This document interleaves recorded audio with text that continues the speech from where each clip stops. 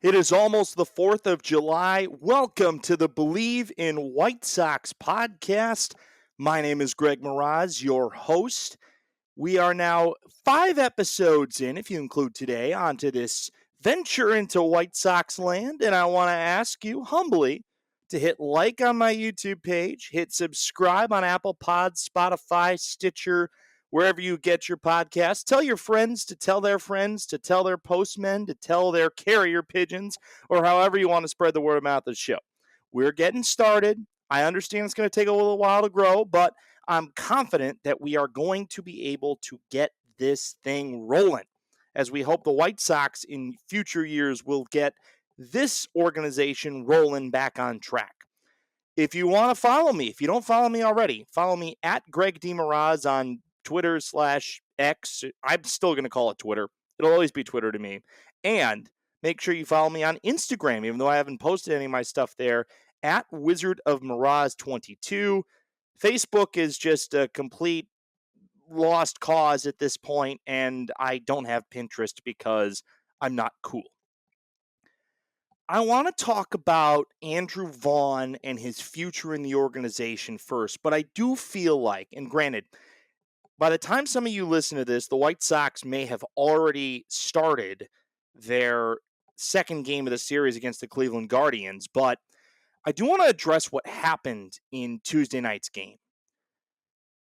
I didn't see a clean enough angle in terms of what Luis Robert was intending to do. I didn't see the NBC Sports Chicago angle. All I saw was the initial cut from the Bally Sports Ohio feed to the winning run scoring on the sacrifice fly. Would it have made sense for Luis Robert to come up throwing? 100%. I love Luis Robert's talent, but sometimes there are things about him that make me feel like the motor's not there. There was the incident running to first base in April of last year where he couldn't remember Charlie Montoyo's name, the bench coach, because Montoyo had said something to him. I can't remember the exact context of it, but there are times where it feels like when he has been healthy that Luis Robert has a motor problem or an effort problem. And maybe it's the attitude of a guy that knows he's going to get traded, even though he shouldn't get traded. I've made that point abundantly clear. But you've got to come up throwing to the plate there.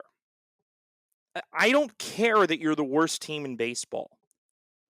You are in a situation where you have to at least make an effort to gun down the winning run. I don't care how deep the fly ball is, unless it's a warning track shot to deadaway center field, left center field, or right center field.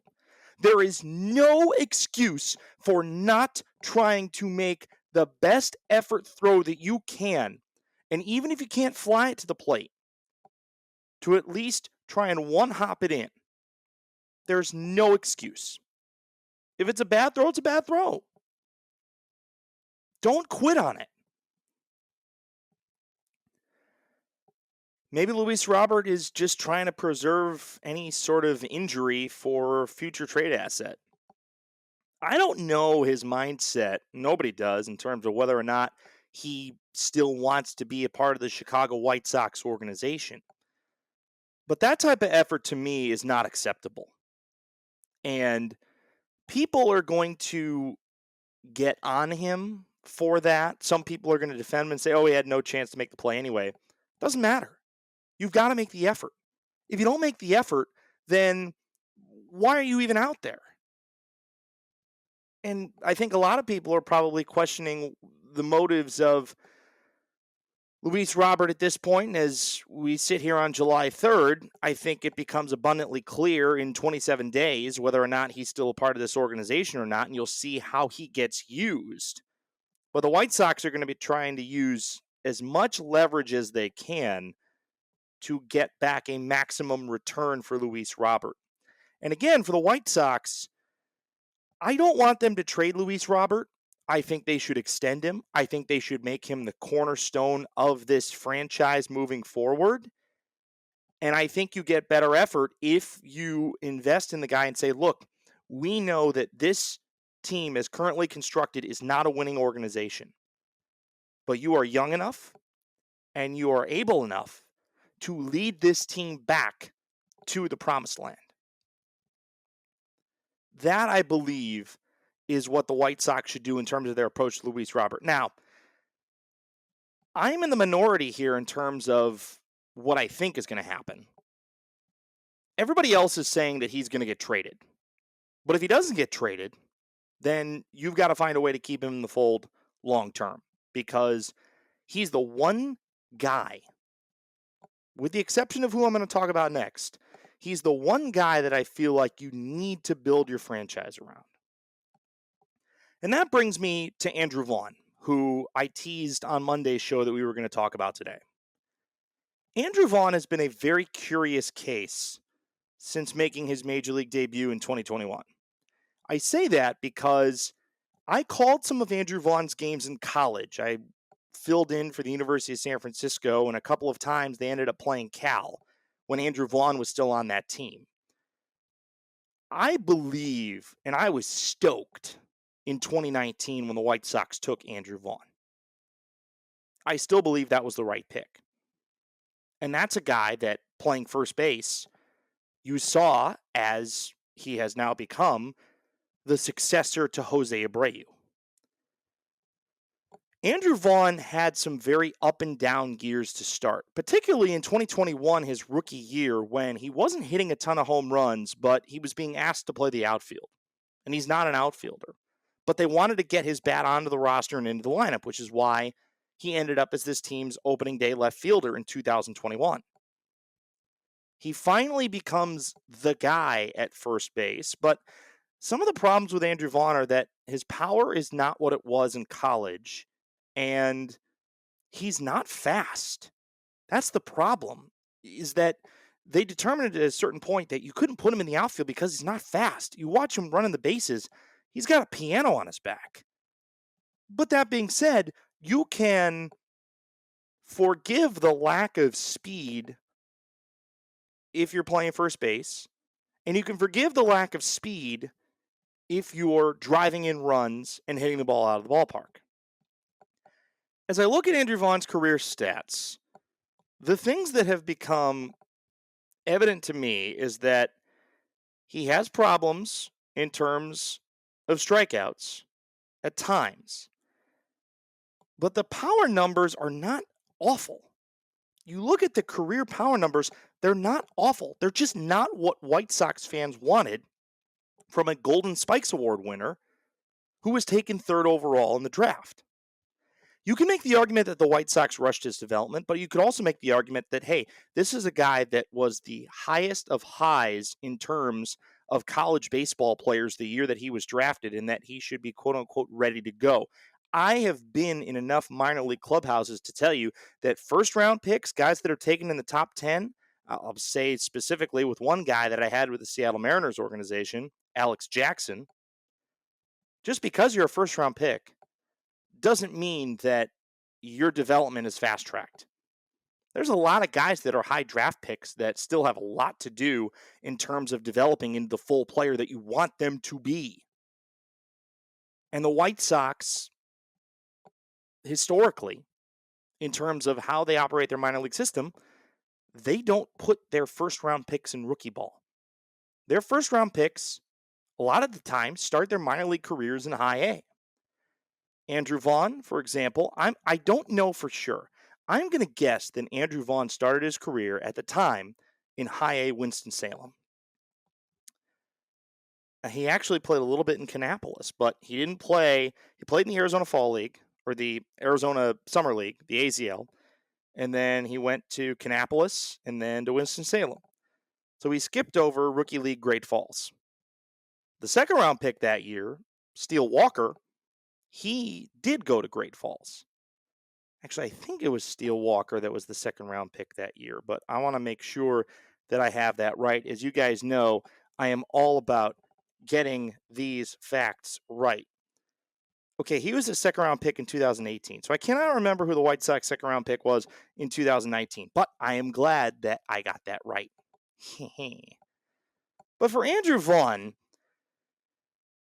He finally showed in June, after a really rough start to the year, he finally showed what I think could be the makings of a franchise first baseman. In the month of June, Andrew Vaughn hit .337.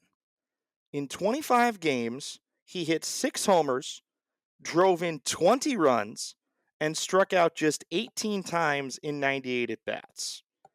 Now, that's still a strikeout rate of basically 20%, but that's a lot better than what his strikeout rate was in April, which was 30 strikeouts in 95 at-bats.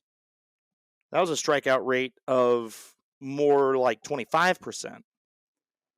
But I think that Andrew Vaughn is somebody that maybe because he's a Northern California kid and he went to Cal, that he functions better when the weather's better.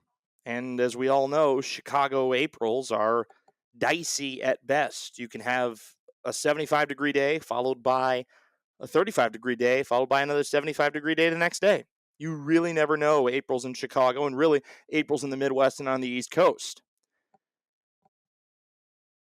But the problem that I'm now hearing is that maybe the White Sox feel, with 2 years left of team control after this year, that some team who is in need of a franchise first baseman is going to reach out to Chris Getz and offer something for Andrew Vaughn.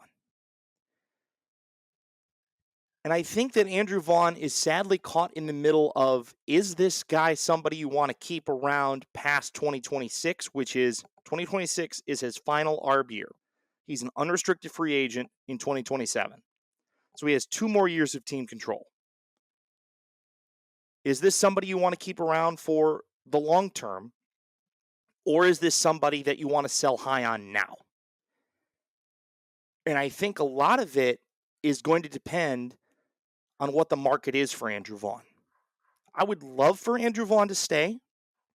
And again, the numbers that he has put up in his career are not nearly as bad as some White Sox fans make it seem like they are.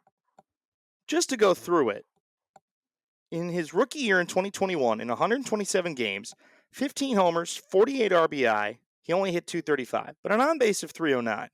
2022, 17 homers, 76 runs batted in, hit .271. And then last year, 21 homers, 80 runs batted in, with a .258 batting average. So far this year, he's hitting a .244 with 11 homers and 40 runs driven in. But again, he got off to a horrid start. In the month of April, he was hitting just .189, and in the month of May, he hit .208. So an elite June has gotten him back to that .244 mark. And based on how you can probably average out the rest of the season, he'll probably end up with around 20 homers and close to 70 to 75 runs batted in. The complicated case with Andrew Vaughn is that with 2 years of team control left, he's more valuable if you trade him now than if you trade him in the offseason or if you trade him in the middle of next year. So in my opinion, as much as I'd love to see Andrew Vaughn be this team's franchise first baseman, you have 2 steps to make. Your first step is to try and extend him and cancel out his arbitration years. If you can do that at a reasonable price, again, a reasonable price. If I'm going to get Andrew Vaughn and his arbitration contract this year, he's making $3.2 million. If I could somehow find a way to get Andrew Vaughn on a 4-year deal where, like, let's just say like 4 years, $32 million. And the average annual value is at 8, but you can increase it as the years move forward. Or if you want to front load the contract, then maybe you pay him a little bit more up front and then he gets a little bit more valuable toward the end of the deal when he's making less money. And if you wanted to trade him in like the year 2029, you'd be able to do that. But I think if you trade Andrew Vaughn now, if he doesn't accept some sort of reasonable contract extension, you can draft and develop another first baseman for when you're competitive. Again, your competitive window is going to start again in 2027. That's the baseline that I'm putting it as. And 2027 is a year when you no longer have Eloy Jimenez. You no longer have, at least it's currently constructed, Luis Robert. You no longer have Yohan Moncada has been gone a long time at this point. And if you don't extend him, you don't have Andrew Vaughn at that point. So what do you do if you're the White Sox? What is a package that will make you want to keep him around longer? Or rather, I should say, what is a package that will send him out of town? I don't want to call out certain positions and what it takes to play certain positions. One of the reasons why I am more in line with keeping Luis Robert as opposed to Andrew Vaughn is that it's hard to find center fielders who can do what Luis Robert does. You can draft and develop or sign first basemen that can do what Andrew Vaughn does.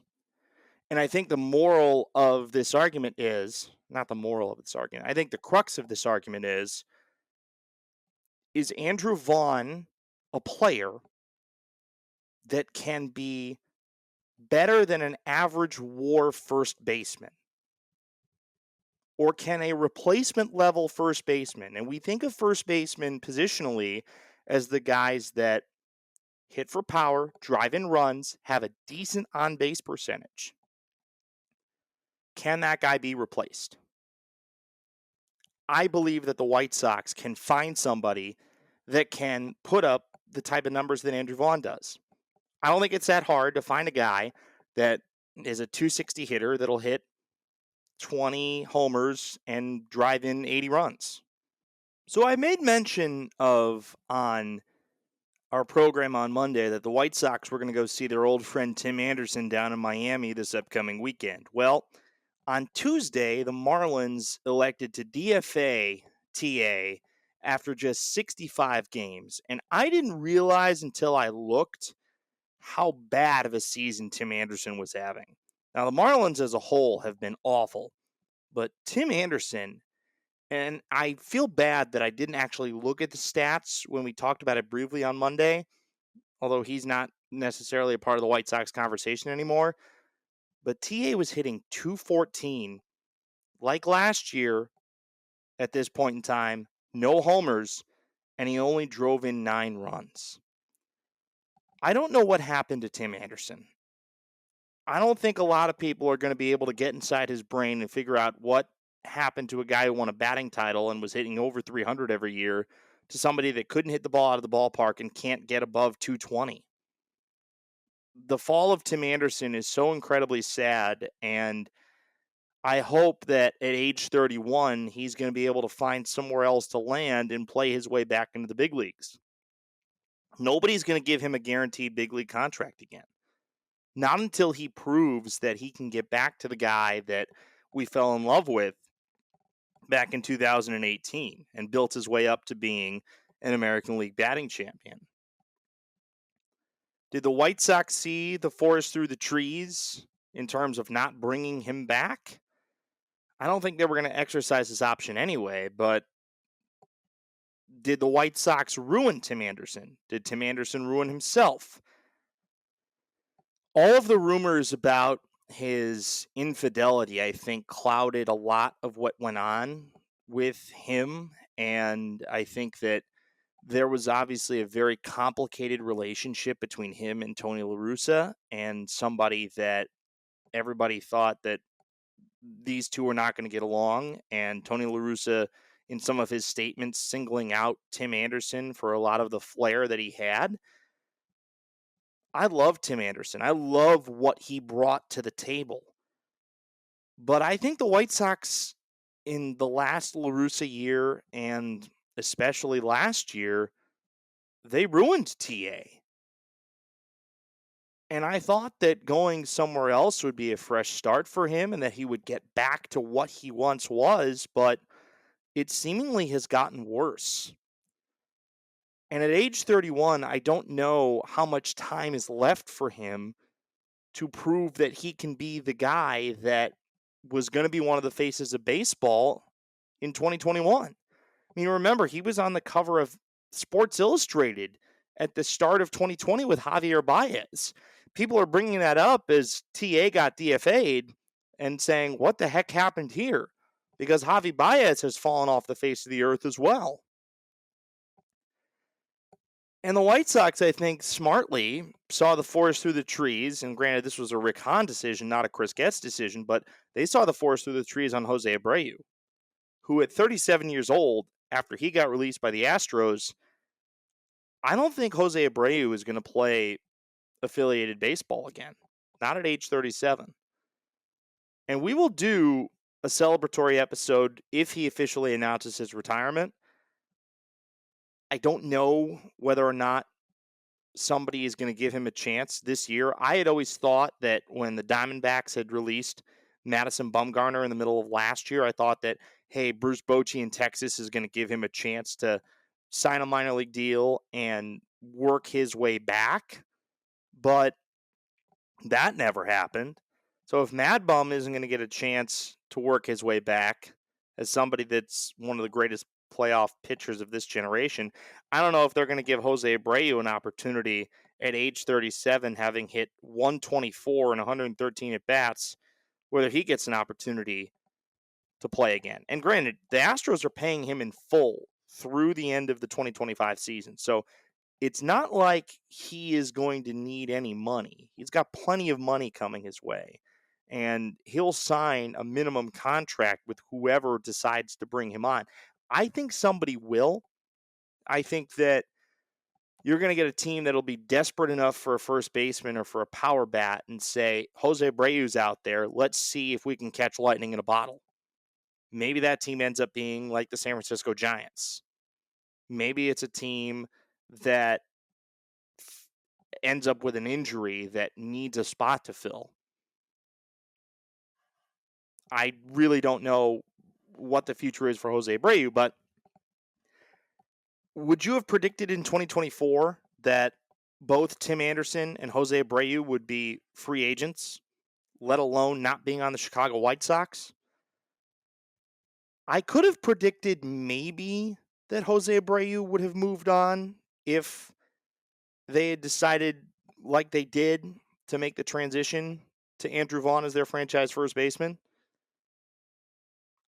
I didn't see Tim Anderson not being in a White Sox uniform, let alone not being on a team at all. And again, I'll make the point, I think hiring Tony La Russa kind of in some ways ruined TA, although you didn't really see that ruination until last year.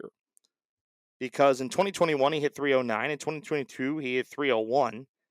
Although in 2022, he was injured for a lot of the year. He only played 79 games. And health became an issue with TA. He played 123 games last year, but I think a lot of his benching was because of his struggles. And he played in only 65 games this year, so he was never on the IL, but just struggled mightily. 68 strikeouts in 234 at-bats. That's a lot of strikeouts. And his on-base percentage has never been high. That's the problem with Tim Anderson, is that he's a guy that just doesn't draw walks. He drew only 7 walks in 241 plate appearances.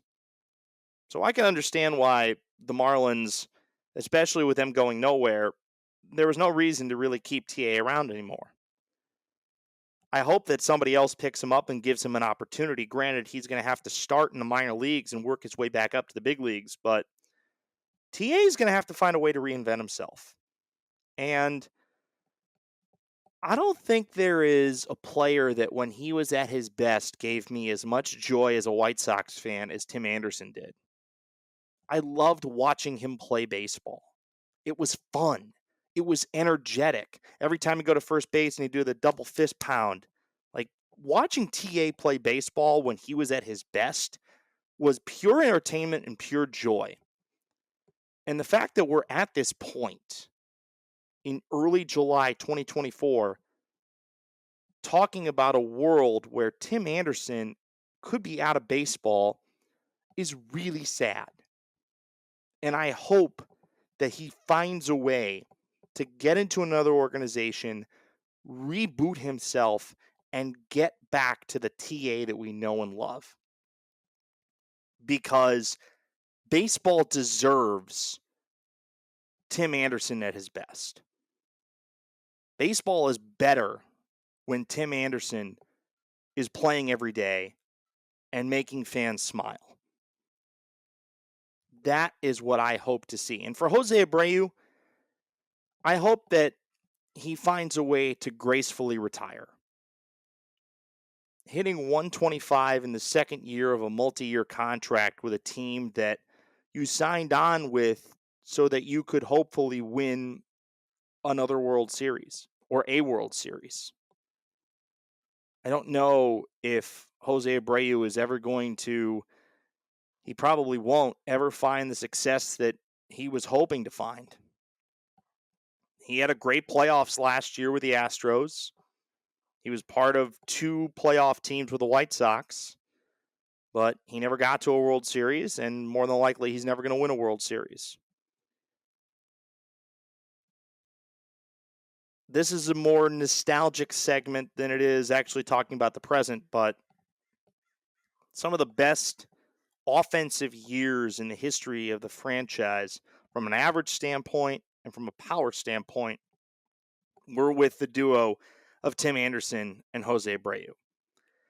And with that, we are going to say goodbye on this edition of Believe in White Sox.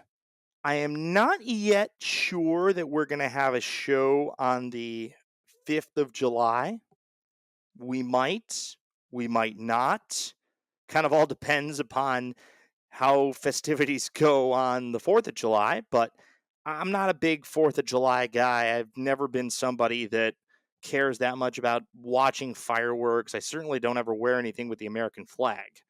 You can't find it in this entire apartment, our home recording studio. You can't find a single piece of American flag memorabilia. So 4th of July is not, I'm not saying I'm anti-American, but not necessarily the biggest day in my life. So we may have an episode on July 5th after all, and if not, we'll sum up the series against the Guardians and the series against the Marlins on Monday, July 8th. But thank you so much for watching this edition of Believe in White Sox and listening. Have a great 4th of July if you celebrate, and we will talk to you either Friday or Monday. Take care, everybody.